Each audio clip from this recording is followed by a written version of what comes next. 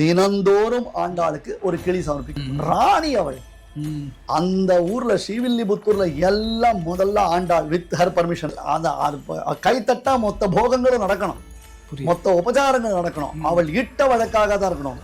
எதுவா இருந்தாலும் முதல்ல ஆண்டாளுக்கு தான், எதுவா இருந்தாலும் ஆண்டாளுக்கு தான் முதல்ல. பெருமாளை நிர்பந்தம் பண்ணி அனுபவிக்கிறவள் அவள். அவளுக்கு பேர் அது. அவளை ஸ்ரீவில்லிபுத்தூர்ல போய் சேர்க்கணும்.